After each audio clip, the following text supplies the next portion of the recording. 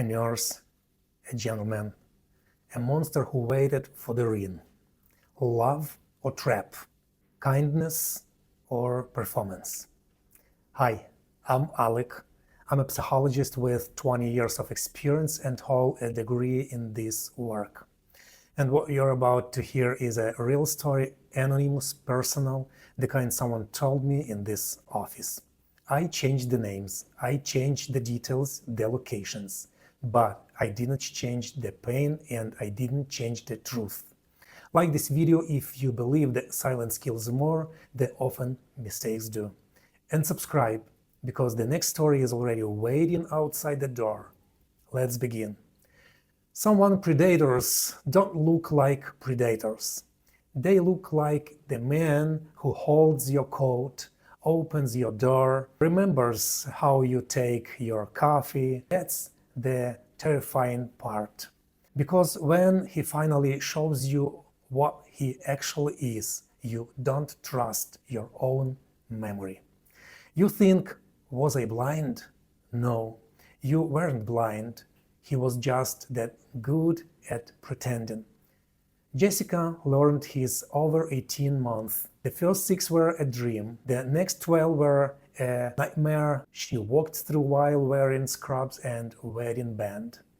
Jessica was 26, a registered nurse at a cardiac unit in Phoenix. She worked 12-hour shifts, sometimes nights, sometimes weekends. She paid her own rent on a one-bedroom apartment, drove a 5-year-old Honda, and a small saving account and no debt. She wasn't rich, but she was solid. The kind of solid that doesn't need anyone to survive. She met Nicholas at a coffee shop near the hospital. He was 32. Mo wore a navy sweater that made his eyes look blue even under bad lighting. He asked if his seat next to her was taken. She said no. He talked for an hour. He listened more than he talked. That was the first hook. Nicholas said he was a consultant, said he worked remotely, said he was between projects. Jessica did not push. She liked that he was not bragging. Most men in Phoenix led with their job title. Nicholas led with questions about her day. For 6 months, he was perfect. Brought her soap when she had a cold, walked her to her car after night shifts, introduced her to his mother over video call, cried during a movie about a dog. Jessica thought, this is what people mean when they say, when you know, you know. She didn't know anything yet. The wedding was small, a courthouse, her sister as witness, his brother on a video screen. Jessica wore a white dress she bought online for $300. Nicholas wore the dark suit. Everything was fine. They moved into Jessica's apartment. Nicholas said his lease was ending, said he would save money by staying with her while he found a new consulting contract. Jessica agreed. She was a nurse. She was trained to help. The change happened on day 3. Nicholas asked for her credit card to buy groceries. She gave it. He came back with a steak, wine, and no receipt. $240. She asked gently if he could stick to a budget. He didn't yell. He just looked at her with flat eyes and said, "You don't trust me." That was the first time she felt cold in his presence. Not angry, cold. Within a month, the pattern was clear. Nicholas didn't look for work.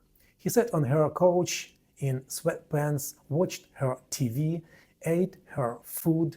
When she came home from a 12-hour shift, he complained that dinner wasn't ready.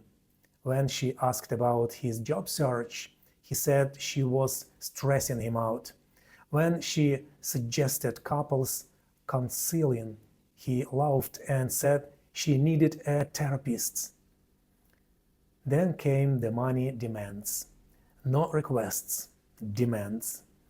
He needed $200 for a business license, then $300 for networking event tickets, then $400 for therapy he never attended. Jessica gave him access to one account with $500 in it. He drained in it 10 days. Spent it on video game credits and takeout. She stopped giving him access. He responded by taking her debit card from her purse while she slept. She found out when her rent check bounced. The bedroom changed last. That's how it usually happens. The abuse creeps in everywhere else first. The kitchen, the living room, the conversation in the car, and then when you are already exhausted from defending every other room, he enters the bedroom. Nicholas stopped being gentle. He didn't ask, he told. He didn't wait for yes. He waited for her to stop saying no. When she cried, he told her she was ruining the mood. When she pushed him away, he held her wrists, not hard enough to bruise, hard enough to remind her that he could. One night, he wanted something she had never agreed to, something she had said no to 3 times before. He didn't hit her. He just said, "You are my wife. You owe me." Jessica lay still until he finished. Then she went to the bathroom and sat on the tile floor for an hour. She didn't cry. She just counted tiles, 37 white squares. She memorized them, because memorizing tiles was easier than admitting she had married a man who saw her as property. The divorce took 9 months. Nicholas fought every step. He claimed she was unstable, claimed she had hidden debt, claimed she cheated. None of it was true, but truth doesn't matter in family court. What matters is who has the energy to keep showing up. Jessica had energy, barely. She worked full shifts. Came home to Nicholas still on the couch, locked herself in the bedroom, slept with the chair under the doorknob. He lounged at the chair, called her paranoid, but he didn't try the door. That's how she knew he was dangerous but not stupid. She finally got him out after a protective order. A judge received her journal, 37 pages, dates, times, what he said, what he took, what he did. The judge granted the order the same day. Nicholas moved into a studio across town. He sent her emails, long ones, some apologetic, some threatening. One said, "You made me into a monster. I was fine before you." Jessica didn't respond to any of them. She changed her phone number, moved to a different apartment complex, took a transfer to a different hospital wing. She told her sister, "I don't want him to find me. I don't want revenge. I want to be invisible." That was 18 months ago. Today Jessica is 29. She finished a year of trauma-focused therapy, twice a week. The kind where you sit with the ugly parts until they stop owning you. They learned something in that room. Her instincts were not broken. Nicholas just trained her to ignore them. The therapy gave her back the ability to hear her own warning system. 6 months after she stopped therapy, she met someone. Not a coffee shop, at the park bench near the hospital. A man named David. He was 34, never married. He sat on the other end of the bench, reading a book, didn't approach her, didn't comment on the weather, just existed in his own space. Jessica almost didn't say anything, but something about his stillness felt safe. She asked what he was reading. He looked up, smiled, and told her. Then he went back to his book. No follow-up, no pick-up line. Just a normal answer from a normal person. She thought about him for 3 days. Then she went back to the same bench. He wasn't there. She went again the next day. He was. She sat down. He remembered her. They talked for an hour, and at the end he asked for her number. She said no. He said okay, and went back to his book. The small no changed everything. He unpacked a single box, separate bank accounts, separate bedrooms for the first 3 months, and one absolute boundary. The first time he raises his voice, he leaves. He agreed and hasn't raised his voice once. Last month, Jessica gave birth to a daughter, Isabella. She is a healthy, loud, demanding, perfect. Jessica sent me a photo. Her in the hospital bed, David holding the baby.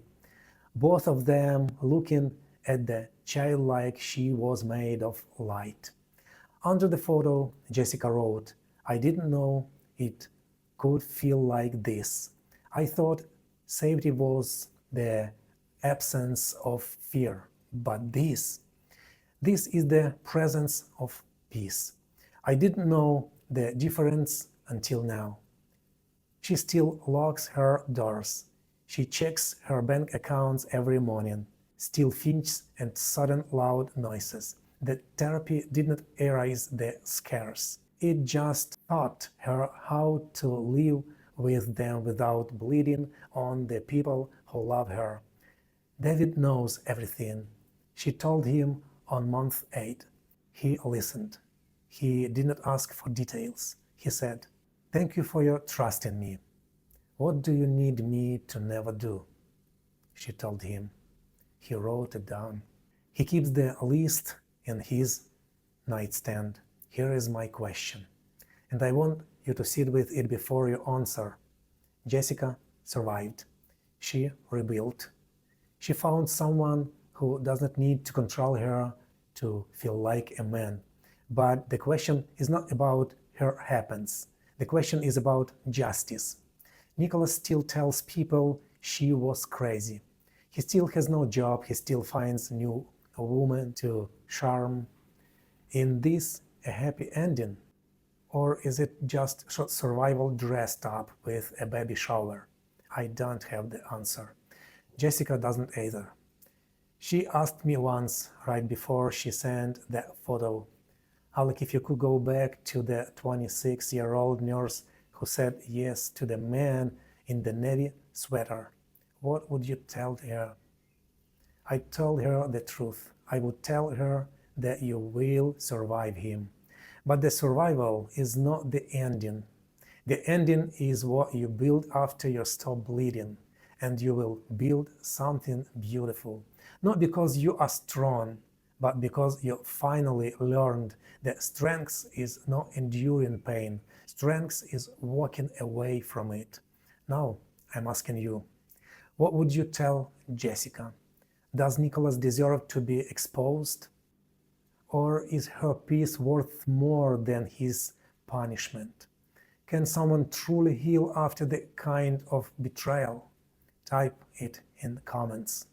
And if you want to hear more stories of people trying to put themselves back together after breaking everything, hit subscribe. Because this channel is not about easy answer. It's about saving yourself. This is Alex Sessions. See you in the next session.